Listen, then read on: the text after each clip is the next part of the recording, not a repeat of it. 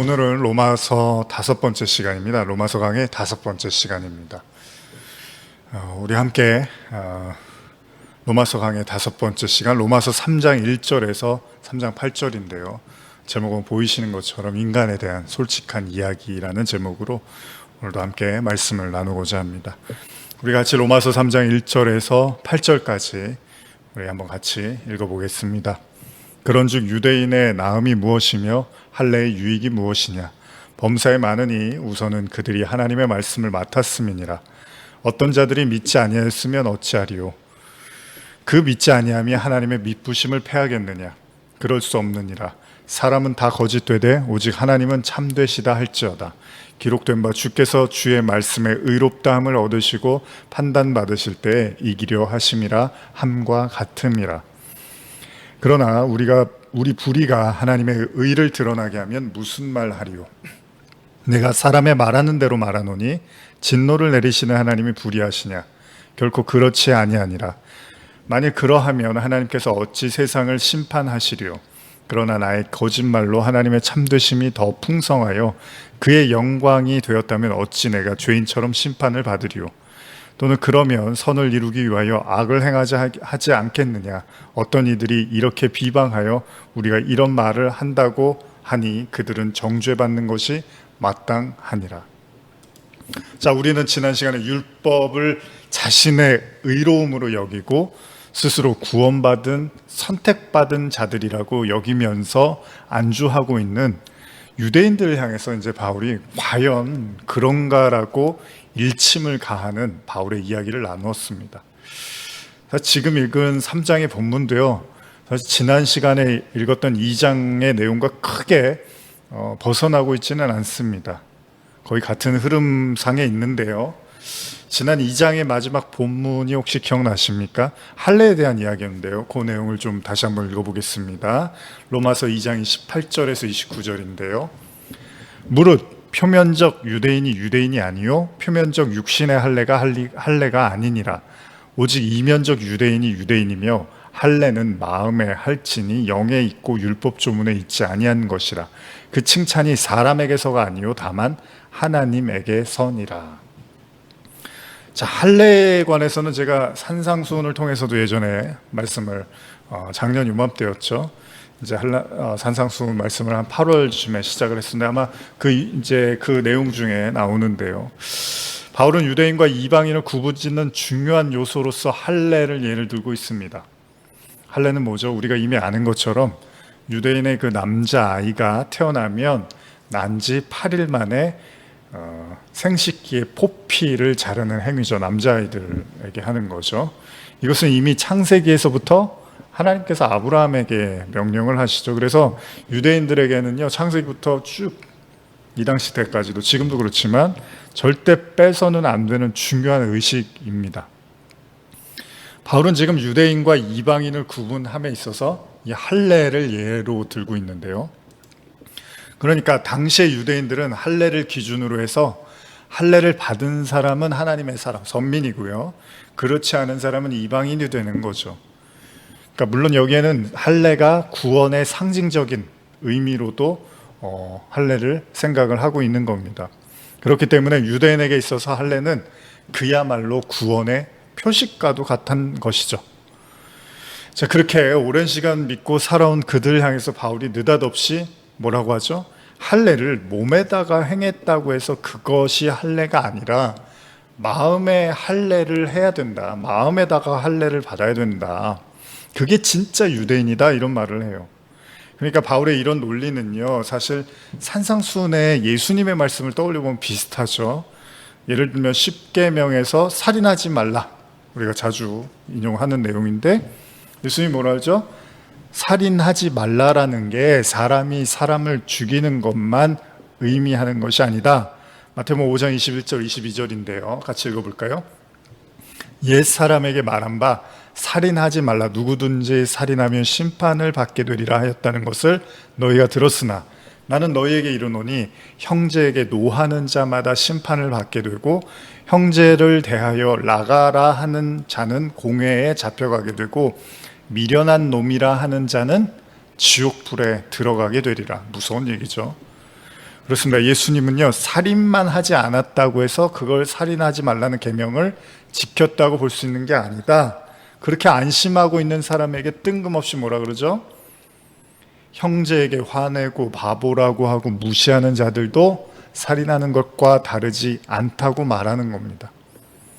마찬가지로 지금 바울도 그런 거예요. 몸에다가 할례를 행했다고 해서 그 계명을 지킨 게 아니라 마음의 할례를 행할 때 비로소 진짜 할례를 한 것이다 라고 말을 하는 거예요.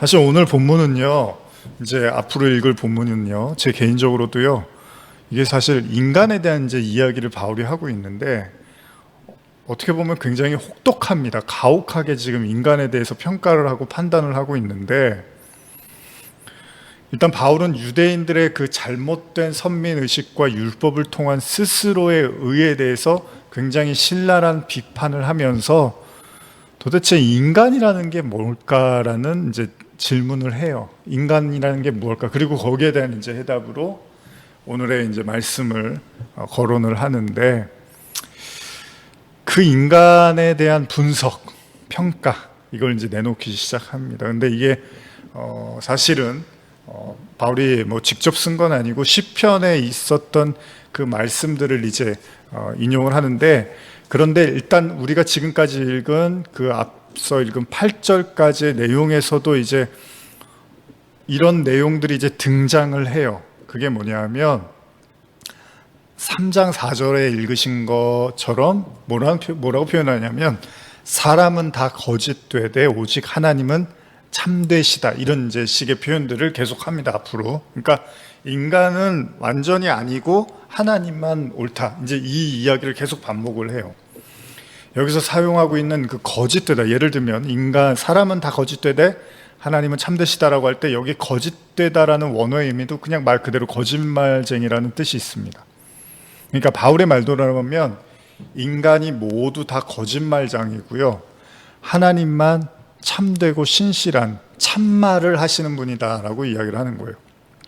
제가 오늘 설교를 통해서도 이후에도 반복해서 여러분께 질문을 드리겠지만, 여러분들은 이 이야기에 동의를 하십니까? 여러분도 바울이 이렇게 인간 전체를 싸잡아서 인간은 다 거짓되다라고 말하면 그걸 받아들이실 수 있습니까? 물론 우리는 하나님이 신실하다, 하나님이 참되다라는 말은 인정을 합니다. 그런데 한 사람도 빠지지 않고 모든 인간이 거짓되다, 거짓말쟁이다라는 말을 쉽게 인정하실 수 있겠습니까?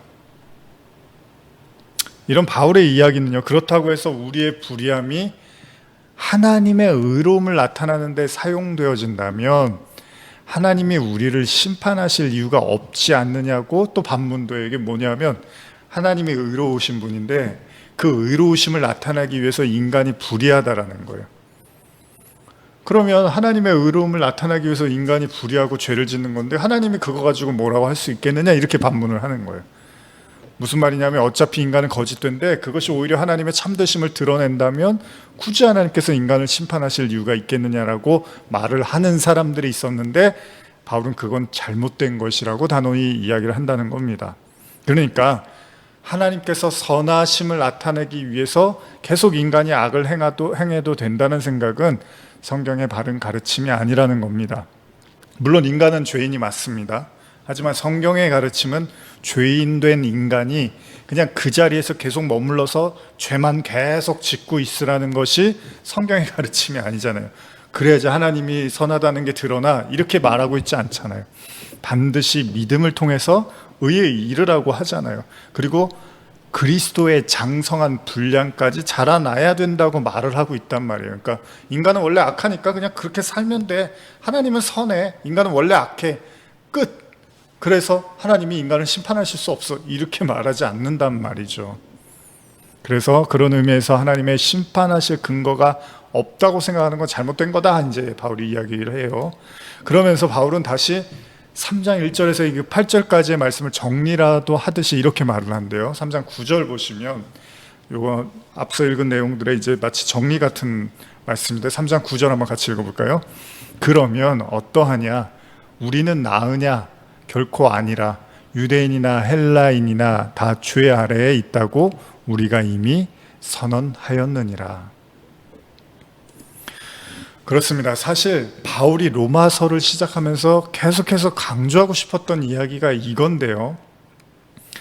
과연 하나님의 선택을 받고 율법을 지키는 유대인들, 즉 우리는 다른 사람보다 나은 것이 있다고 생각하느냐. 이제 유대인, 본인도 유대인이었으니까요. 우리가 정말로 다른 사람보다 낫냐.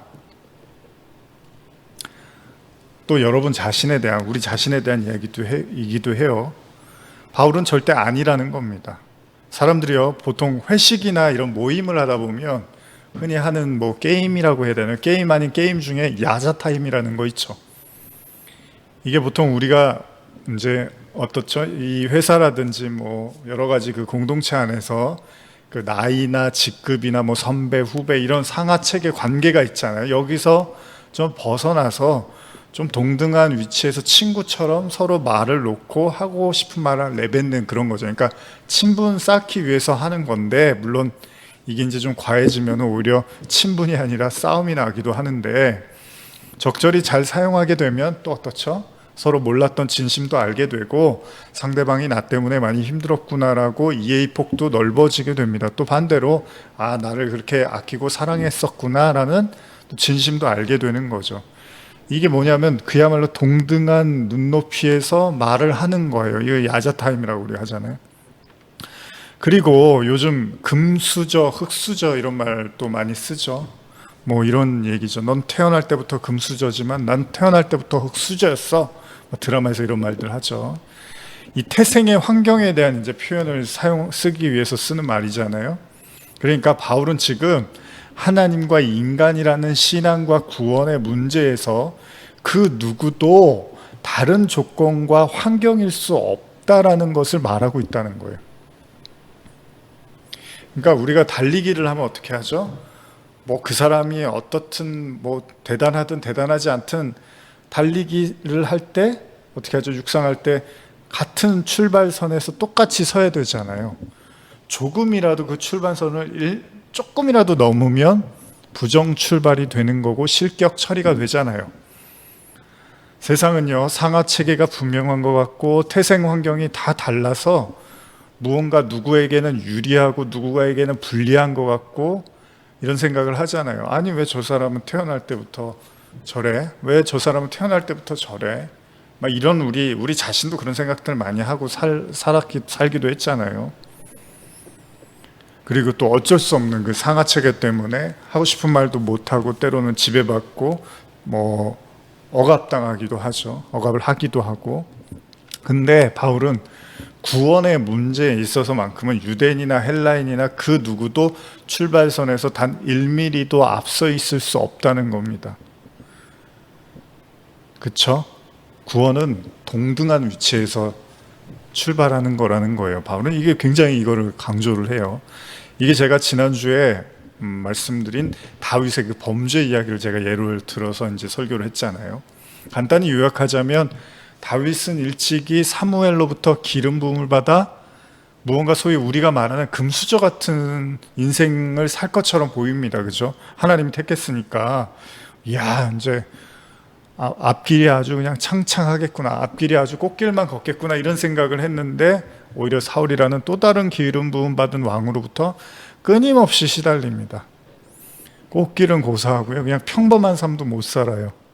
아마도 그는 그렇게 쫓겨다니면서 자신 스스로를 어떻게 보면 대견하게 여겼을지도 몰라요. 왜냐하면 그렇게 원수가 나를 괴롭히는데 그는 원수도 2번이나 사울을 용서해주고 하나님의 뜻을 묻고 또 하나님의 뜻대로 행하고 말씀대로 순종하고 이런 삶을 계속 살아요. 이쯤 되면 다윗은 어떻게 보이죠? 야, 역시 하나님이 택한 사람이라서 틀리구나라고 충분히 구원받을 만한 자격이 있어 보입니다. 그러나 우리 지난주에 나눈 것처럼 밧세바와의 동침 사건, 다윗이 어느 날 한 여인에게 빠져서 그 여인과 동침하고 이후에 그 여인이 임신을 하자 그 남편을 이제 어떻게든 죽이려고 하는 계략을 세우게 되죠. 그때 다윗이 자기가 생각했던 그 의로웠던 과거의 그 모습들이 한순간에 무너지게 되는 것을 경험하게 되죠.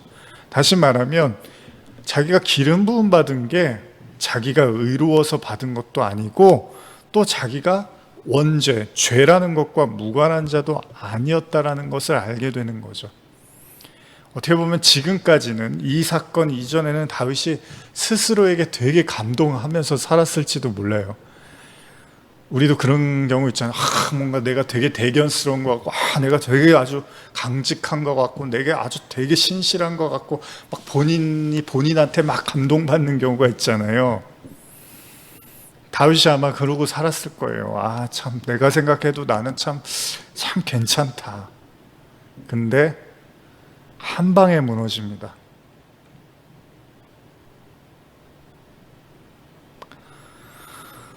자기가 위롭지도 않고요.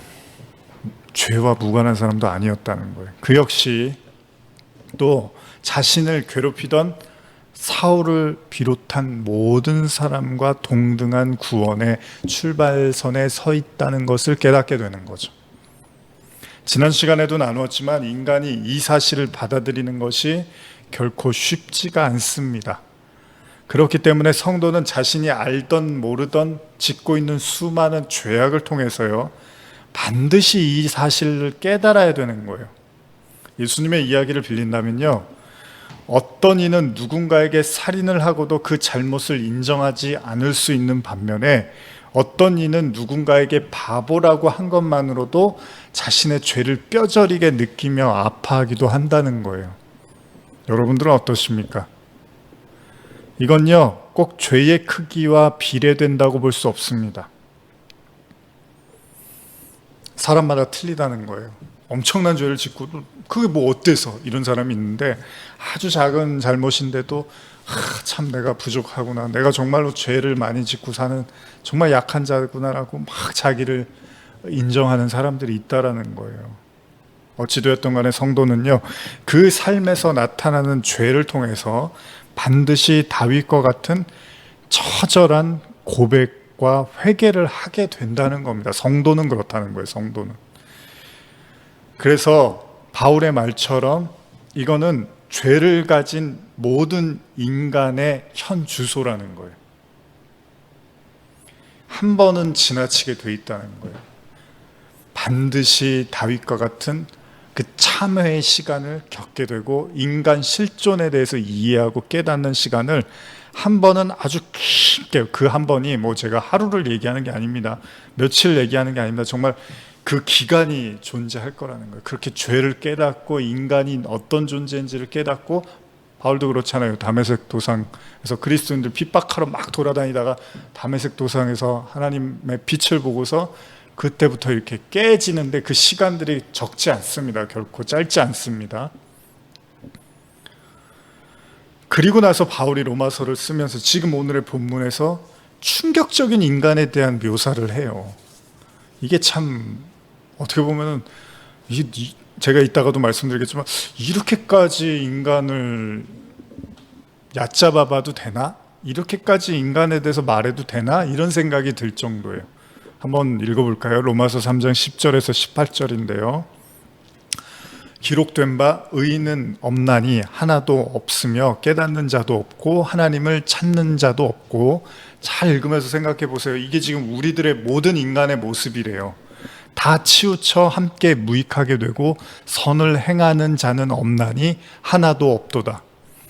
그들의 목구멍은 열린 무덤이요 그 혀로는 속임을 일삼으며 그 입술에는 독사의 독이 있고 그 입에는 저주와 악독이 가득하고 그 발은 피 흘리는데 빠른지라. 파멸과 고생이 그 길에 있어 평강의 길을 알지 못하였고 그들의 눈앞에 하나님을 두려워함이 없느니라 함과 같으니라.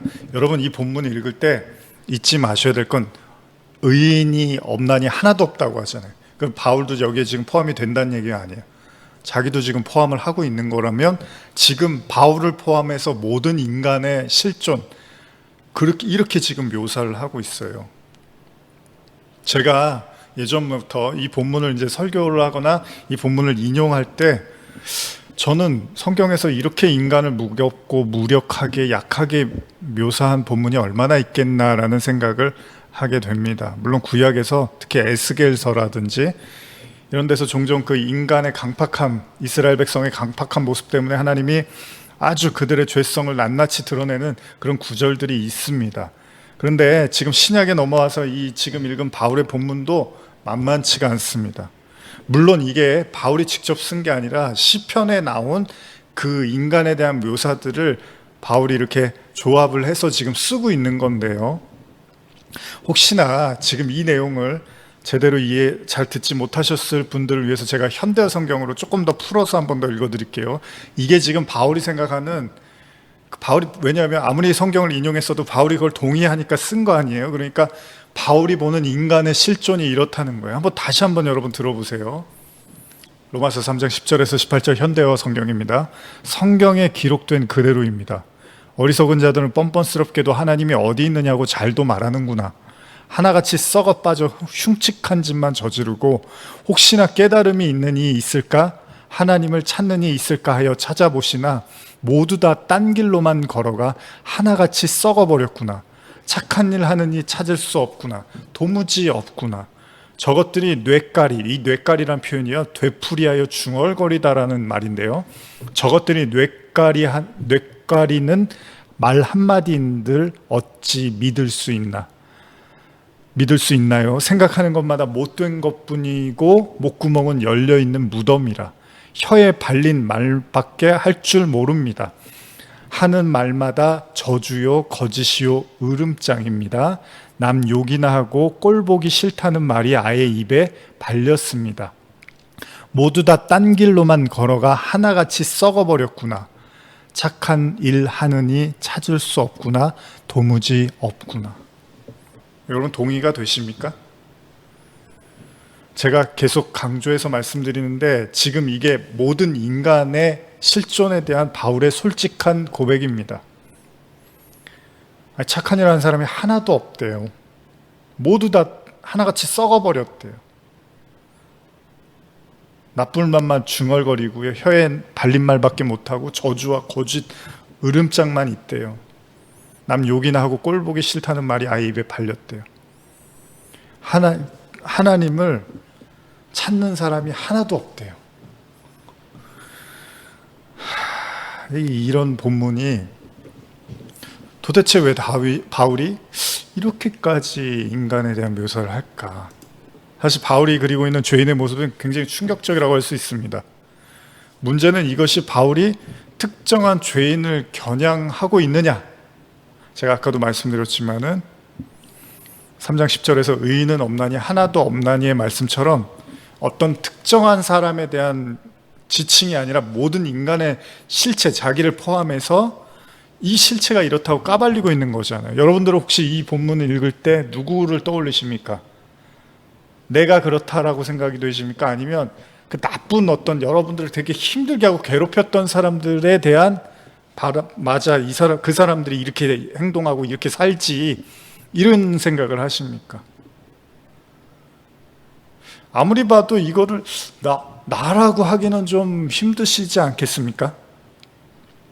어쨌든 여기 쓰인 내용들은 시편의 내용들을 바울이 모아서 인용한 건데, 그럼에도 불구하고 다시 한번 제가 여러분께 질문을 던지고 싶습니다. 과연 이 말씀에 동의하십니까?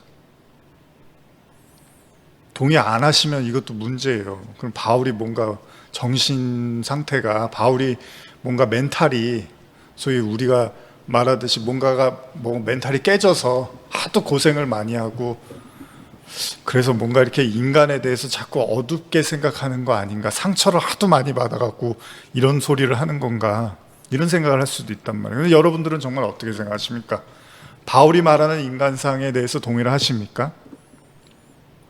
예전에 저도 그 인간의 죄를 설명하기 위해서 종종 이 본문을 인용하기도 한데요. 그러면 아마 두 가지 부류의 사람이 있겠죠. 뭔가 이렇게 불편하고 그렇게까지 말하는 건 좀 심하다라고 생각하는 분들도 계시고, 또 한편으로는 그렇지, 그게 바로 내 모습이야. 그래서 그랬구나, 내가 그래서 그랬구나, 바로 내가 그런 존재였구나라고 맞장구를 치는 사람도 있었습니다. 근데 그런 사람이 몇이나 되겠습니까? 지금 여러분들도 이 말씀을 들을 때 어떤 생각이 드십니까? 오늘 제가 이 설교를 준비하면서 며칠 동안 좀 진지하게 묵상을 했는데요. 물론 바울이 시편의 글을 떠올리면서 이런 글을 썼다 하더라도요, 바울이 어떻게 이렇게 쉽게 인간에 대해서 단정지어서 말할 수 있냐는 거예요. 아무리 뭐 말씀을 인용했어도 본인이 그렇게 동의를 하니까 지금 이런 말을 쓰는 거잖아요. 아까도 말씀드린 것처럼 바울이 처음에 의인은 없나니 하나도 없다라는 문장에서 비록 시편에 나타난 구절이지만 어떻게 바울이 이 세상에는 의인은 하나도 없어라고 말할 수 있냐는 거예요. 여러분들은 그렇게 생각하세요? 말로는 예수님만 의인이고 이 땅에는 의인은 없어요라고 하지만 진짜 그렇게 생각하시냐고요. 바울이 전 세계를 누비면서 의인이 있는지 없는지 호구조사를 하고 다닌 게 아니잖아요. 바울의 죽음을 보통 AD 67년으로 보는데, 그러면 그가 인생 동안 만난 사람 통틀어서 내가 사람 많이 만나봤는데 의로운 사람이 하나도 없더라라고 말하면 그것도 너무 무책임한 거잖아요. 자기가 안 만났다고 해서 없다고 말하면 안 되는 거잖아요. 블랙홀을 안 봤다고 없다고 하면 안 되는 거잖아요. 고작 자신의 인생 동안에 일어난 일들 가지고 이렇게 규정하고 취합해서 이렇게 정의를 내려버리면 안 되는 거잖아요.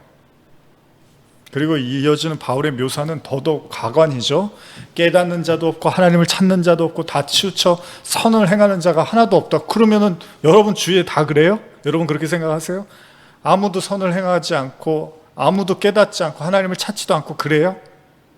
여러분들 심지어는 바울이 입술에는 독사의 독을 품었다고 해요. 그러면 여러분들 믿는 사람은 그래도 안 그런데 안 믿는 사람은 다 그래, 그렇게 생각하세요? 안 믿는 사람들이 다 그래요? 믿는 사람은 다 안 그래요? 그 입에 저주와 악독이 가득하다는데 그래요? 뭐 믿는 사람은 안 그렇고 안 믿는 사람은 그래요? 아니잖아요. 여러분들이 그렇게 막 현실에서 그걸 체감해요? 다 그래요? 바울 말처럼 모두가 다 그래요? 그렇게 인정하실 수 있냐는 거죠. 여러분 바울이 누굽니까? 바리새인 중에 바리새인이고요, 유대인 중에 유대인입니다. 그러면 바울은 예수님 만나기 전까지 평생 유대인들 사회 속에, 유대 사회 속에서 살았던 사람이잖아요. 신앙생활을 했어요. 그럼 지금 이거는 누구, 인간에 대한 묘사는 지금 누구를 보고 하냐는 거예요. 하나님을 맨날 찾는 사람들한테, 유대인들이 하나님 매일 찾는데 하나님을 찾는 이도 없대요. 그들이 율법 지키고 사랑하려고 애쓰고 선하게 사는데 선을 행하는 자가 하나도 없대요.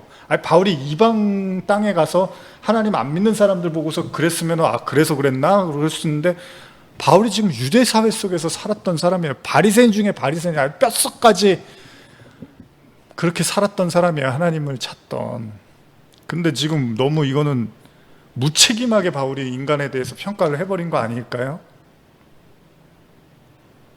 어떻게 이렇게 하나님만 바라보고 살았던 그 유대인들 향해서 모욕적인 언사를 늘어놓을 수 있냐는 거예요.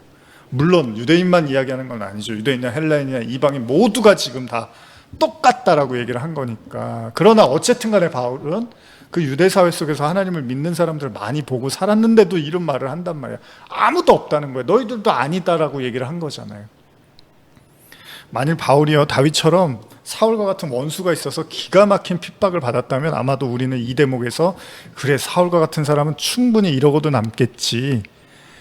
무슨 말이냐 하면요, 여러분과 제가 하도, 아까도 말씀드린 것처럼 하도 고생을 많이 해갖고, 바울도 만약에 하도 인간한테 뒤어서 아주 인간이라고 하면 치가 떨려서 그래서 이런 글을 썼으면 그래 이해하겠다, 그런 사람들이 있어 라고 동조했을지도 몰라요. 그런데 문제는 또 바울에겐 그런 사람이 없었어요. 오히려 바울은 자기가 핍박을 받은 게 아니라 핍박을 하고 돌아다녔던 사람이에요. 그럼 지금 바울은 누구를 생각하면서 이렇게 단호하게 인간의 추악함을 그리고 있는 걸까요? 제가 가끔 이제 죄에 대한 설교를 저도 가끔 하잖아요. 하다 보면 처음에는 뭐 회개하고 우리가 그런 존재지만 인정도 하고 그러기도 하지만 나중에는 뭐 그렇게까지 얘기를 하나, 인간에 대해서 너무 어두운 면만 얘기하는 건 아닐까? 인간이 그렇게 불가능한 존재인가? 인간에게 너무 희망 없음, 인간을 너무 절망으로만 말하는 건 아닐까? 뭐 이런 생각들을 하시기도 하는 것 같아요. 근데 지금 로마서를 쓰는 바울은요, 더하면 더했지 뭐 저는 거기에 미치지도 못하는 것 같아요. 지금 바울은 이게 잘못 이렇게 바울을 보면 저 사람 제정신인가? 저 사람 너무 상처 많이 받아서 지금 정상적인 사고를 못 하는구나라고 생각하실 수도 있어요. 여러분들은 바울의 이 가르침을 이해를 하고 계십니까? 아니면 그냥 감상적으로 인간이 그래, 인간이 좀 어둡고 인간이 좀 그래, 그냥 이렇게 감상적으로 이해하고 넘어가시려고 합니까? 그러기에는 바울의 글이 너무나 신랄하고 너무 가혹하고 혹독합니다. 우리도 잘 아는 것처럼 바울은요, 이전에 유대인으로서 그리스도인들을 박해하던 사람입니다. 그는 스데반이 죽었던 현장에서도 있었고요, 마땅히 말씀을 더럽히고 혼잡하게 하는 그리스도를 믿는 소위 예수쟁이들은 다 잡아서 없애야 된다고 생각했던 자였습니다. 그러던 그가 다메섹으로 가던 도중에 하나님으로부터 온 빛을 경험하게 되죠. 이후에 바울이 사도행전 26장 그 말미에서 이제 로마에 가서 신문을 받게 됐는데, 이때 아그리빠 왕에게 자기의 이야기를 이렇게 털어놓는 장면이 나오거든요. 이거를 한번 우리가 읽어봤으면 좋겠어요. 제가 한번 읽어드릴게요. 현대어로 읽어드릴게요. 사도행전 26장 9절에서 18절입니다. 잘 들어보세요. 바울이 왜 이렇게까지 인간에 대해서 정말 이렇게까지 절망적으로 인간을 묘사했을까? 그 이유에 대해서 한번 생각해 보셨으면 좋겠어요. 사도행전 26장 9절에서 18절까지 현대어입니다. 한때 저도 나사렛 예수를 따르는 자들을 박해하는 일이라면 서슴지 않았던 사람입니다.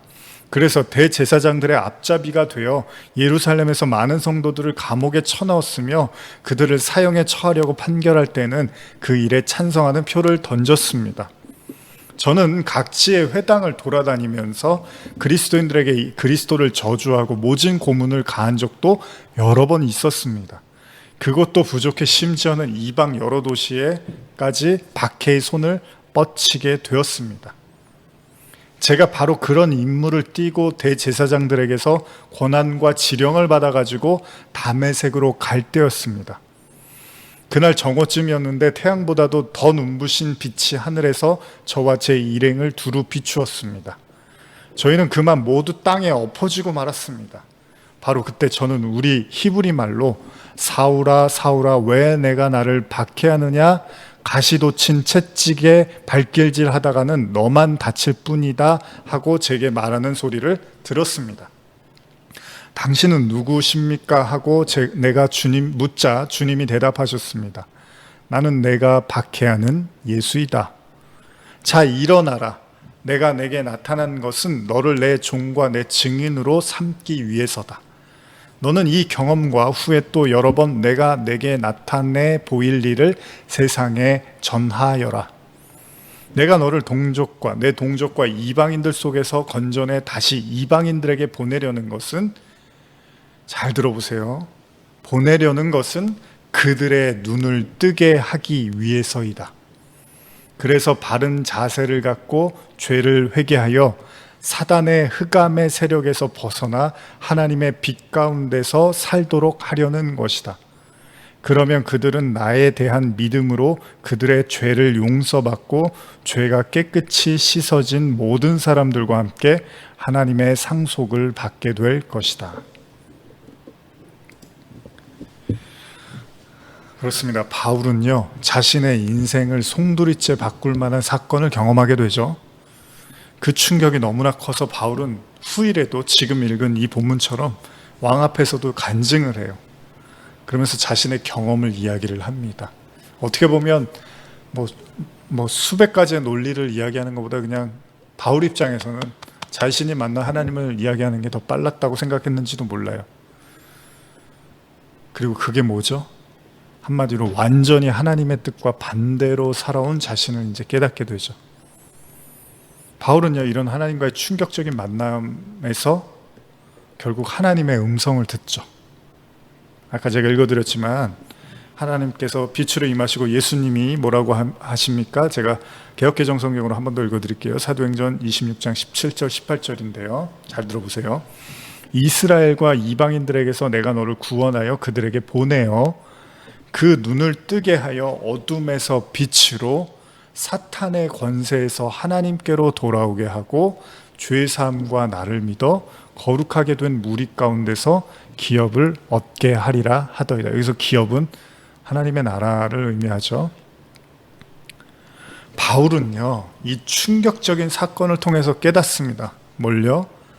이게 중요한 거예요, 여러분. 자기가 눈을 뜬 사람이 아니었다는 거예요. 그리고 자기가 어둠에 있었대요. 그리고 자기가 사탄의 권세 아래 있었음을 깨닫게 됩니다. 이 바울의 지각을 모조리 흔들어 버립니다. 바울의 경험을 모조리 부인하게 만듭니다. 그리고 그가 그토록 자랑스럽게 여기던 여호와 하나님에 대한 신앙심마저도 다 부정해 버리게 됩니다. 뭐 때문에요? 빛, 하나님의 말씀이었습니다.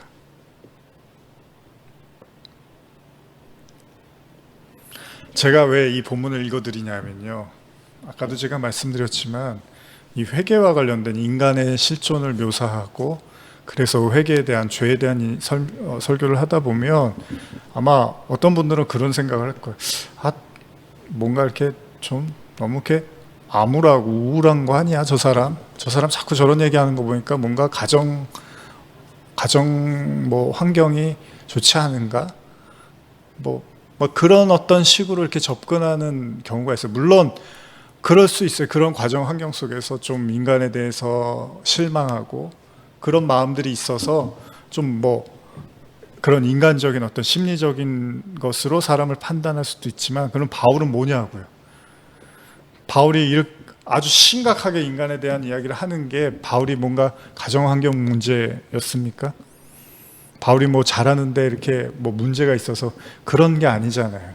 지금 바울은 그래서 지금 인간을 이렇게 저평가하고 인간을 깔아뭉개는 게 아니에요. 그런 것 때문에 얘기하는 게 아니라, 그런 거라면 어떤 마음의 응어리 가지고 원한이 있어서 그런 거잖아요. 근데 지금 바울은 그런 게 아니에요. 그냥 너무나 확실하고 너무나 분명하고 너무나 명확하게 믿었던 것들이 한순간에 박살이 나는 걸 경험을 하다 보니까 그 인간의 허상을 보게 된 거잖아요. 인간이 어떤 존재라는 걸 알게 된 거죠. 그렇습니다. 바울은 누구 얘기를 하는 거죠? 우리가 앞서 읽은 로마서 3장의 그 신랄한 인간에 대한 이야기를 누구를 보고 한 거죠? 자기 자신에 대한 이야기를 하고 있었던 것이라는 거죠. 왜요? 여러분들과 제가 잘 아는 바울의 아주 대표적인 고백 중에 하나가 뭐죠? 디모데전서 1장 15절이죠. 이 구절을 읽으시면 여러분들도 고개를 끄덕이실 거예요. 한번 읽어볼까요, 같이? 시작. 미쁘다 모든 사람이 받을 만한 이 말이여, 그리스도 예수께서 죄인을 구하시려고 세상에 임하셨다 하였도다. 죄인 중에 내가 괴순이라. 이게요, 바울이 진짜 하나님을 만나고 나서 이제 고백을 하잖아요. 죄인 중에 괴수. 이게 무슨 말입니까? 쉽게 말하면 이 땅에 모든 죄인들이 있는데 그 중에 자기가 최고라는 거예요. 최고라는 게 또 그 죄인들 중에서 제일 잘났다는 얘기가 아니라 최악이라는 거예요. 그 죄인들 중에서 자기가 최악이라는 거예요. 그럼 또 바울이 그러면은 최악의 범죄를 저질렀나요? 그런 의미가 아니죠. 사실 이거는요, 진짜 하나님을 만나면 누구나 고백하게 되는 거예요. 내가 그 누구보다도 잘났지 않았구나, 내가 그 어떤 죄인들보다도 더 못한 인간이구나라고 고백을 하는 건 진짜 하나님을 만난 사람으로서 자연스러운 고백이거든요. 여러분, 이사야서 6장인가요? 보면은 이사야 선지자가 그 하나님의 임재를 경험하고, 그때 뭐라 그러죠? 하나님의 임재를 보고, 성전 가득한 하나님의 임재를 보고 화로 다 망하였도다, 이런 말을 하죠. 제가 예전에 이제 가끔 설교를 했지만, 왜 이사야가 되게 잘못했습니까? 근데 이사야가 뭐라 해요? 화로 다 망하였도다 그러면서 입술이 부정한 자가 하나님을 봤다는 거예요. 이거는요, 자연스러운 거예요. 진짜 하나님의 그 엄청난 하나님의 임재를, 성령을 경험하면 그냥 나도 모르는 사이에 내 어떤 죄와 이런 모든 것들이 낱낱이 드러난다니까요. 뭐 지었던 짓지 않았던 그냥 내 존재가 하나님 앞에 다 까발려지는 걸 경험을 하면 그냥 자연스럽게 나와요. 화로다 망하였도다. 아니 하나님을 봤는데 뭐가 망해요, 망하긴. 근데 왜 망했다? 그 거룩한 하나님을 보니까 내가 얼마나 부정한 사람인지가 그냥 드러나더라는 거예요. 그래서 바울도 진짜 하나님을 만나니까 자기가 최고의 죄인 중에 괴수라는 말을 쓰는 거예요. 첫째라는 거예요. 첫째가는 죄인이라는 거예요, 자기가. 이건요, 여러분, 바울이 하나님 만났더니 참 겸손해졌어, 이런 감상적 얘기를 하는 게 아닙니다. 그러기엔 바울이 지금 3장에서 하고 있는 인간에 대한 묘사가 너무나 가혹하잖아요. 여러분, 인간의 힘으로 절대 감지할 수 없는 것들이 있습니다. 우리 고사성어 중에요, 중이 제 머리 못 깎는다는 말이 있죠. 아무리 노력해도 스스로의 힘으로는 역부족인 일들이 있다는 거예요. 바로 그것이 뭐냐면 인간이 인간 스스로의 모습을 자각하는 거, 이건 어렵다는 거예요. 저도 가끔 요새 이렇게 등이 가려운데 이게 손으로 아무리 긁으려고 해도 그 근처까지는 가는데 딱 제가 원하는 자리에는 못 가요. 스스로 하기 어려운 것들이 있는데 그게 바로 자기가 진짜 어떤 존재인지를 인식하는 게 참 어렵다니까. 우리는 타인을 향해서는 참 착한 애, 나쁜 애 이런 거 잘 판단하잖아요, 평가하잖아요. 근데 자기 자신에 대해서 객관적 평가를 내리기가 참 어렵다니까요. 바울이 하나님을 만나고 받은 충격 중에 하나가요, 자기가 되게 똑똑하고 의롭고 착하고 충성스러운 하나님의 종이라고 생각했는데 소위 진리의 눈을 떠서 하나님을 수호하는, 내가 하나님을 지켜야 된다 그러면서 그리스도교가 지금 유대교, 하나님의 종교를 지금 무너뜨리려고 하니까 어떻게든 저 그리스도교를 없애야 된다고 하면서 하나님을 이렇게 호위무사처럼 지키겠다고 했던 바울인데, 그가 하나님 만나고 깨달은 게 뭡니까? 아무것도 모르더라는 거예요. 하나님에 대해서. 하나님에 대해서 하나도 아는 게 없었다는 걸 알게 된 거예요. 여러분, 이제 결혼하신 분들 진짜 이렇게 철이, 남자들이 철이 들면 어떤 생각을 합니까? 내가 아내에 대해서 정말 아는 게 하나도 없었구나. 다 안다고 생각하는 것도 어떻게 보면 자만이죠. 진짜 벼가 익을수록 고개를 숙인다고. 내가 그에 대해서 잘 알지를 못했구나. 바울이 하나님을 진짜 만나니까 하나님에 대해서 아무것도 모른다는 걸 깨닫게 된 거예요. 그러니 이걸 이제 상징적으로 보여주려고 하나님께서 일부러 바울의 눈을 멀게 하십니다. 빛을 보고. 왜요? 넌 하나도 못 보고 있었어. 아무것도 본 게 없어. 네가 믿고 알고 경험하고 행동했던 모든 거 나하고 다 무관한 거였어. 하나님이 그러신다니까요, 바울한테. 그래서 눈을 멀게 하는 거예요. 그리고 나서 하나님이 다시 바울의 눈을 뜨게 하는 경험을 하게 하시죠. 우리 모두가 그렇다는 거예요. 인간이 이 세상에서 하나님을 안다고 내가 하나님을 보고 있고 알고 있다고 하지만, 먼저 진짜 그들이 진짜 하나님을 봤다면 먼저 이사야처럼 화로다 망하였도다, 내가 하나님에 대해서 아무것도 아는 게 없었구나라는 이 지점을 반드시 겪어야 된다는 거예요. 그게 다윗의 이야기하고 똑같은 거예요. 그러니까 신약에서 예수님이 이 땅에 오실 때 세상이 온통 깜깜했다라는 게 무엇입니까? 그 누구도 스스로의 존재, 스스로가 어떤 존재인지를 제대로 인식하고 있는 사람이 아무도 없었다는 거고, 이것은 곧 하나님을 아는 사람이 없었다는 거예요. 그리고 이거는요, 하나님의 빛, 즉 하나님의 은혜를 통해서만 자각하게 된다는 겁니다. 그렇게 기고만장하고 자신만만하던 바울에게 이처럼 처참하고 비극적이고 무기력한 인간상을 고백하게 만든 건 다름 아닌 하나님의 말씀이었다는 겁니다. 여러분, 말씀은 그런 겁니다. 그러니까 바울은 지금 주먹을 불끈 쥐고 교만한 유대인들을 향해서 비방하기 위해서 이렇게 날카로운 독서를 퍼붓고 있는 게 아니고요, 그 엄격한 잣대를 사실은 자기 스스로에게 대어보았더니 바로 자기 자신이 그런 죄인 중에 괴수에 불과했다는 자였음을 인식하고 온 찬하에 폭로하고 드러내고 있는 거예요. 내가 이랬다면 모든 죄인도 다 똑같은 걸 것이다라고 바울이 말하고 있다는 겁니다. 그러니까 앞서 로마서 1장에서 불의한 자들을 이야기하면서 거론한 죄악들, 즉 로마서 1장 기억해 보세요. 그때 불의한 자들 하면서 죄 이야기했죠. 로마서 1장 29절 보시면 곧 불의, 추악, 탐욕, 악의가 가득한 자요, 시기, 살인, 분쟁, 사기, 악독이 가득한 자, 이런 이야기들도 사실은 오늘 3장에 등장하는 처참한 인간상처럼 모두 바울이 누구를 손가락질하고 유대인들을 향해서 삿대질하면서 안 믿는 사람들을 향해서 그렇게 편협한 이야기를 하려고 했던 게 아니라 진짜 하나님을 만나고 비로소 죄를 깨달은 바울이 자신의 모습을 바로 그러했음을 고백하고 있더라는 겁니다. 이를 뒷받침이라도 하듯이 실제로 바울은 직접적으로 이런 고백도 하죠. 디모데전서 1장 13절인데요. 내가 전에는 비방자요 박해자요 폭행자였으나 도리어 긍휼 입은 것은 내가 믿지 아니할 때 알지 못하고 행하였습니다.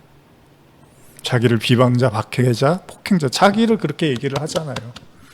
그러니까 바울이 지금 남 얘기를 하려고 그 글을 쓴 게 아니라 내가 하나님 만나보니까 내가 그렇더라. 그러면 모든 인간의 실존은 아마 같을 거야. 인간은 동일한 거니까, 동일한 선상에 있으니까. 어쩌면 우리는 오늘 바울의 고백을 읽어 내려가면서 생각해 볼 필요가 있습니다. 과연 우리 스스로는 바울이 보고 있는 세계를 경험한 걸까요? 도대체 바울은 무엇을 경험했기에 이렇게나 완전히 자기를 부정할 수 있을까요? 심지어 그리스도를 위해 자신에게 유익한 모든 걸 뭐라 그러죠? 다 해로 여기고 오히려 배설물이라고 이야기까지 합니다. 배설물. 똥이라고 해요. 그리스도를 아는 지식 외에는 나에게 유익한 모든 걸 난 다 해로 여기고 오로지 그리스도를 아는 지식만이 가장 고상하다고 말을 합니다. 그러니까 이런 얘기를 다 감상적으로만 들으면 안 된다고요. 바울은 진짜 실질적으로 현실적으로 얘기를 한 건데 자꾸 우리는 무슨 동화나 소설 읽듯이 참 멋있어, 말 참 멋있게 한다, 겸손하다, 그런 얘기하는 게 아닙니다. 그런 바울의 피를 토하는 외침이 당시의 유대인들을 넘어서 오늘날 우리에게도 들려지고 인정되어지고 있을까요? 지금 이 순간에? 정말 여러분들은 바울이 말하는 구제불능처럼 보이는 그 인간의 실존에 동의하실 수 있습니까? 아마도 설교를 들으시면서 그 정도까지는 좀 아닌 것 같은데 라고 생각하시는 분도 계실 겁니다. 근데 여러분 잘 생각해보세요. 제가 하는 얘기가 아니에요. 바울이 하는 말이에요. 근데 중요한 건 로마서 3장에 등장하는 인간 실존의 모습은 바울이 하나님을 만나고 명확하게 인간의 모습이라고 내놓고 있는 것들이에요. 사실 이렇게까지 인간을 비하하는 것이 어쩌면 사람에게 신뢰잖아요. 근데 바울은 거리낌이 없습니다. 그렇습니다. 그가 변한 겁니다. 그가 무언가를 깨달은 거예요. 그가 무언가의 눈을 뜬 거예요. 그가 인간이 볼 수 없는 다른 세계를 보고 만 것입니다. 그가 진짜 하나님을 만난 거예요. 그리고 바로 이것이 하나님을 진짜 만난 사람들만 동의할 수 있는 고백이라는 것입니다. 그런 의미에서 다시 묻고 싶습니다. 여러분들은 바울이 말하고 있는 인간의 실상, 인간의 모습에 대해서 동의하십니까? 이제 말씀을 마무리하면서 혹시 에스겔서의 그 37장이죠. 마른 뼈의 환상을 기억하십니까? 에스겔이요, 하나님의 영에 감동해서 한 골짜기를 가게 되는데 거기에 뭐가 있죠? 마른 뼈들이 가득하죠. 그때 하나님이 에스겔에게 묻죠. 이 마른 뼈들이 살 수 있겠느냐? 한 가지 분명한 사실은요, 부흥이라는 건 반드시 실체를 인식할 때 가능하다는 겁니다. 하나님의 빛을 통한 진정한 회심만이 영혼을 살게 한다는 거예요. 그때 우리는 우리 자신의 실체를 보게 되는 거죠. 그리고 오로지 하나님의 사랑과 은혜만 구하게 되는 거죠. 성도는 그걸 믿는 자들입니다. 저는 다시 한번 이 설교를 듣는 모든 성도들에게 영적 부흥의 은혜가 임하시길. 부흥이라는 게 뭐죠? 죽은 것이 다시 살아나는 거거든요.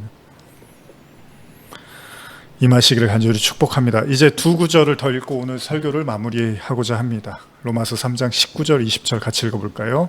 우리가 알거니와 무릇 율법이 말하는 바는 율법 아래 있는 자들에게 말하는 것이니 이는 모든 입을 막고 온 세상으로 하나님의 심판 아래 있게 하려 함이라.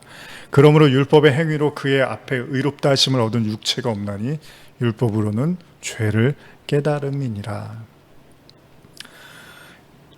이 모든 과정을 통해서 바울이 깊이 있게 깨닫게 된 것, 그건요 바로 율법에 대해 완전히 다른 시각이었습니다. 율법의 역할, 그것은 우리가 죄 아래에 있다는 것을 깨닫게 하는데 그 목적이 있었다는 것입니다. 이것이야말로 바울의 엄청난 깨달음인데요, 이것이 정말 우리를 진리로 향하게 하는 아주 귀한 가르침인데요, 다음 시간에 계속해서 이 말씀들을 이어나가겠습니다. 우리 함께 기도하시겠습니다. 하나님 아버지,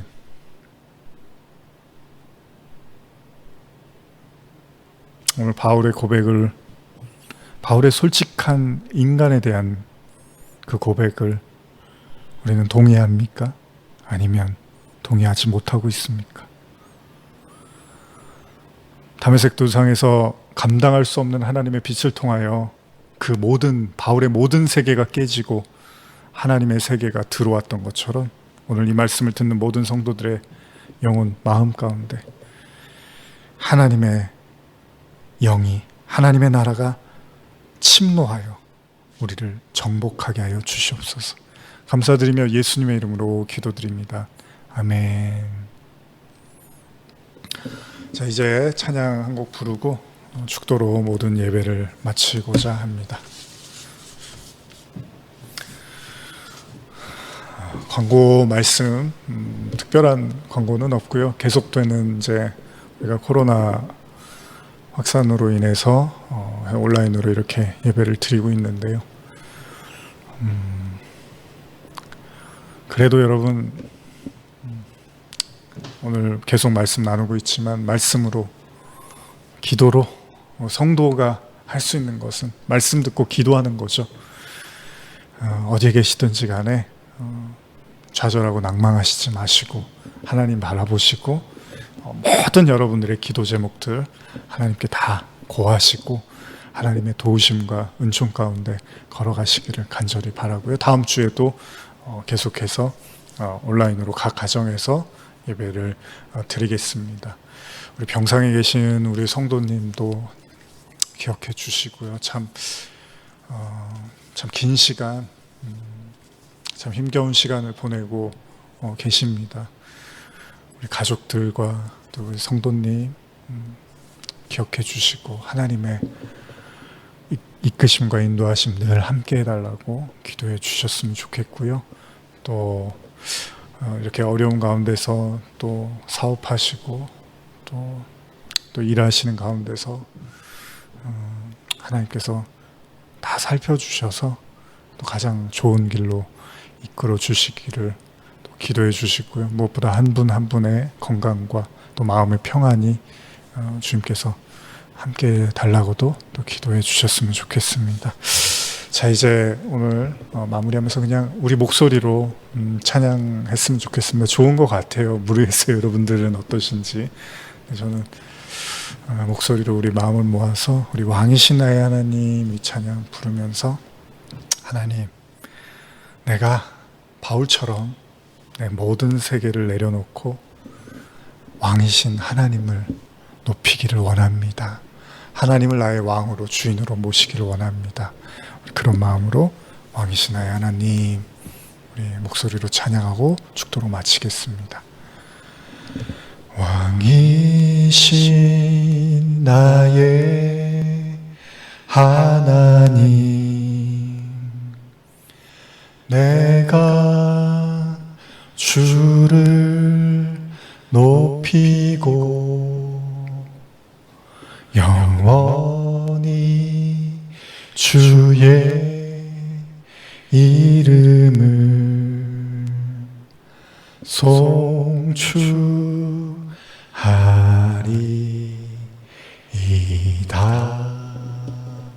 우리 한 손 높이 들고 한 손 마음에 왕이시 나의 하나님, 내가 주를 높이고 영원히 주의 이름을 송축하리이다.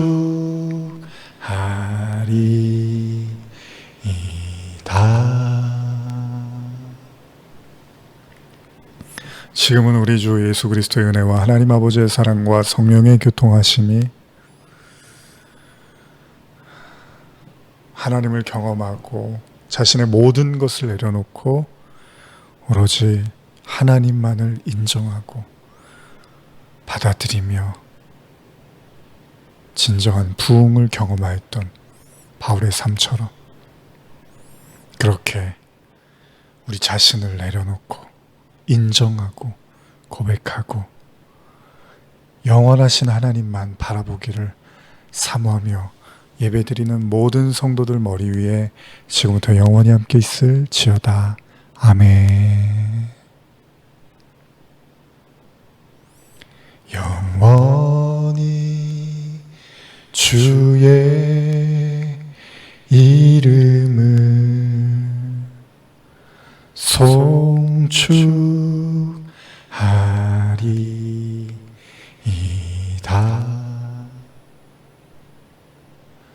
한 주간도 건강하시고 또 평강 가운데 걸어가시기를 간절히 축복합니다. 다음 주일에 뵙겠습니다.